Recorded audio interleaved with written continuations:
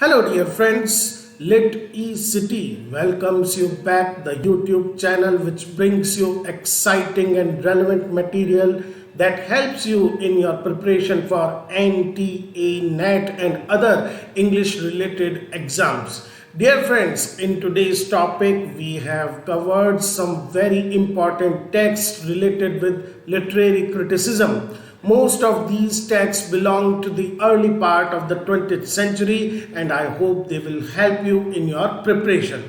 So here is our first work, The Craft of Fiction, first published in 1921. It is Percy's Lubbock book, which is considered as one of the first major works of literary criticism which focused on the novel as a form. Dear friends, we all know very well that novel is relatively a newer genre and the serious discussion on this art began only in the later part of the 19th century and then in the 20th century. The central distinction, which is very useful even up to today, made by Lubbock is that between the pictorial and dramatic mode of writing. The pictorial method makes the reader face towards the storyteller and listens to him. For example, we can say the reader is totally absorbed as if the reader is watching a picture. On the other hand, the dramatic method, in this particular method, the registering the mind of author is eliminated. This is something that happens on the pages and the reader tries to make meaning out of it. So basically pictorial meaning is that in which the narrator, in which the author totally controls the reader's reading, while the dramatic method is something in which the reader conceives the meaning for himself or herself.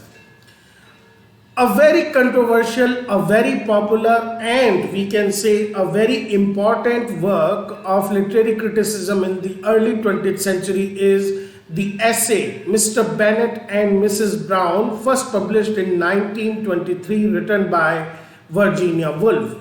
It is an incisive and defining account of the modern novel, the state of modern novel, which was written actually as a polemical answer, as a response to Arnold Bennett's controversial claim that the novel is in crisis at that time in the 30s due to the failure of Georgian novelists in the art of character making. So what actually Bennett is trying to say is that because of lack of depthful characters by the Georgian novelists, the novel is suffering in popularity.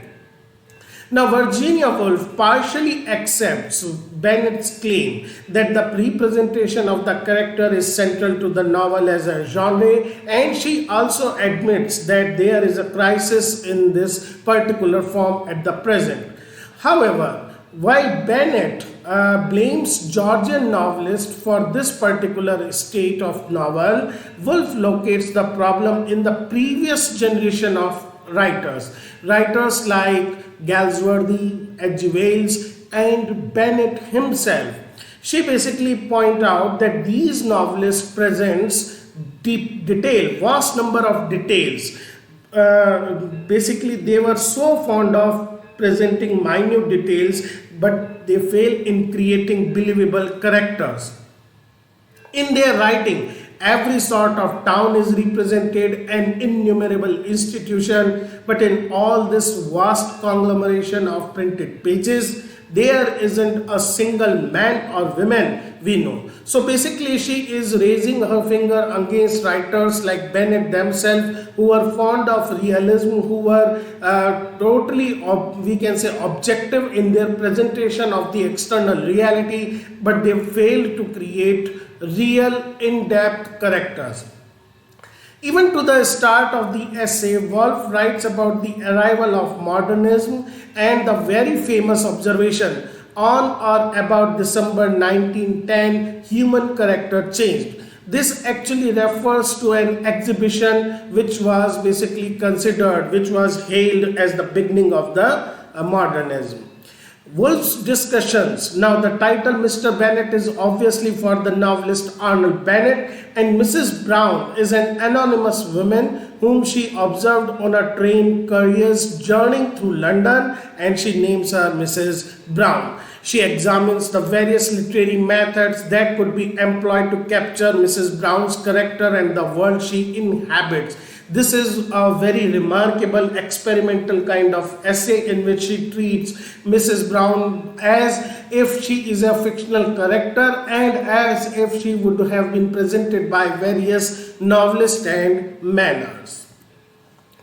We are now talking about aspects of the novel, first published in 1927 and written by E.M. Forster, who himself was a very important novelist of the period.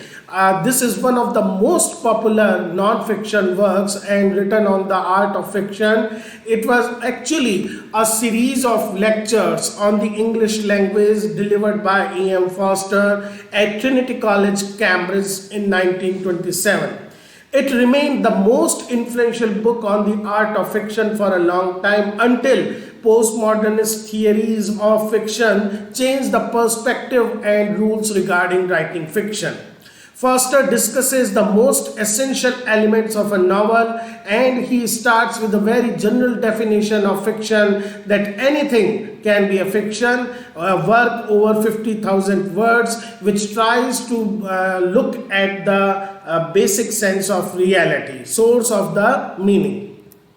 Now, the very popular and we can say all students of literature know about this. He discusses 7 aspects of novel, and these are story, character, plot, fantasy, prophecy, pattern, and rhythm. He discusses about flat and round characters in a successful novel. He points out that how Dickens is not able to create round characters, and on the other hand, Jane Eyre, we have a round character. Fantasy and prophecy, he also gives them place as a central aspect. About pattern, he says that it is not so important. It creates a harmony in the novel, but it is not of such a great importance, which was given during the Victorian period. So all in all, Forster's work was a systematic exploration of the art of novel as it was then, but later novelists, later theorists of novels found it very insipid, very, we can say, they find lack of modern vision into the art of writing. In 1948, What is Literature is an essay written by famous French philosopher and novelist himself, Jean-Paul Sartre. It was also published as Literature and Existentialism. We all know very well that Sartre was a proponent, a promoter of the existentialist philosophy.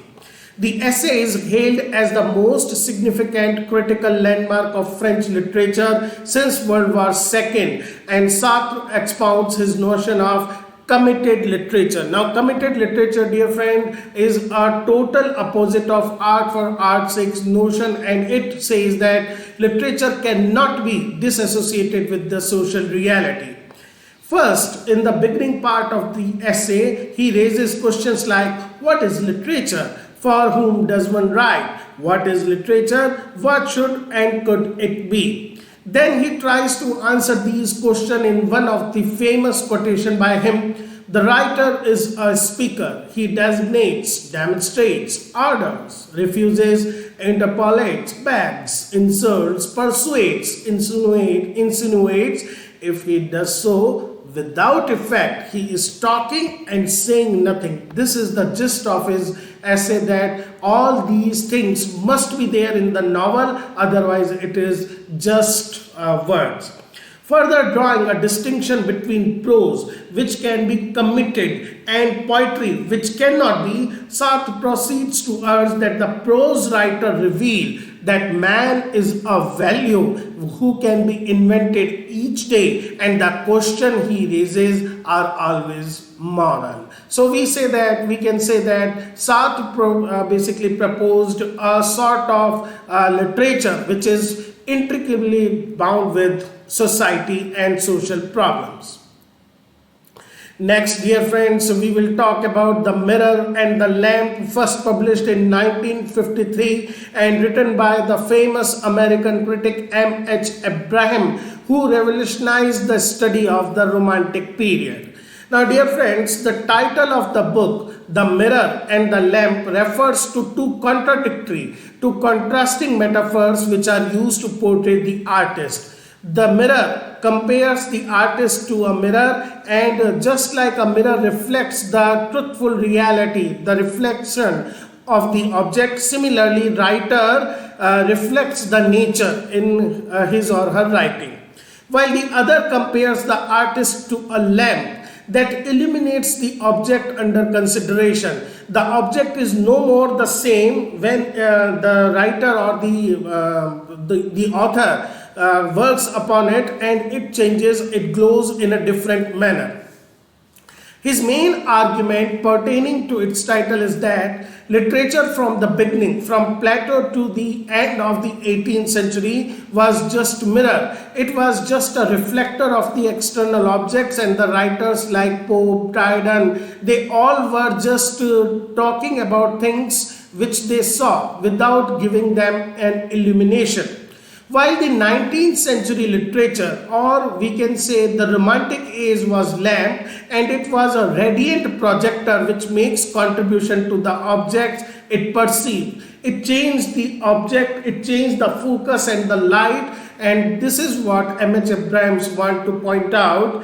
Dear friends, please also remember that Abrahams is among one of those few critics who criticized the growing influence of deconstruction and other such theories, and was a staunch supporter of the traditional view of art and literature.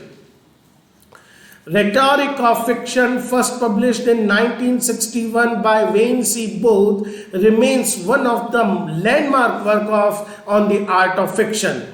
It is an influential study of the art and technique of the novel.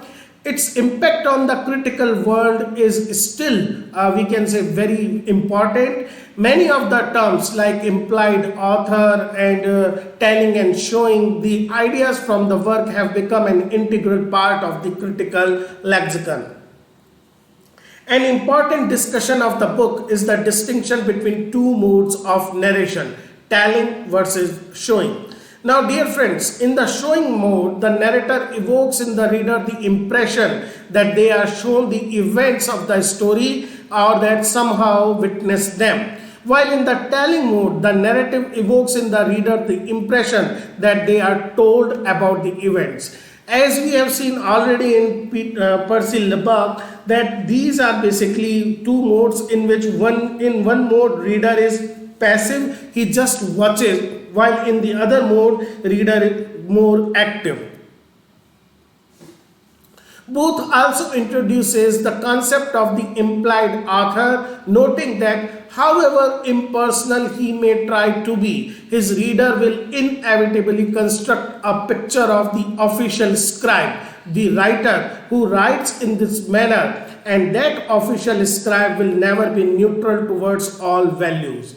He also talks about, we can say, a range of narrators, one who is very garrulous, talking about everything, and one who is quite silent and taking a break from narration, allowing the reader to interpret for himself or herself. So these are some of the key ideas presented by Booth, and because of these works, he is considered a very important part of the new criticism literary theory.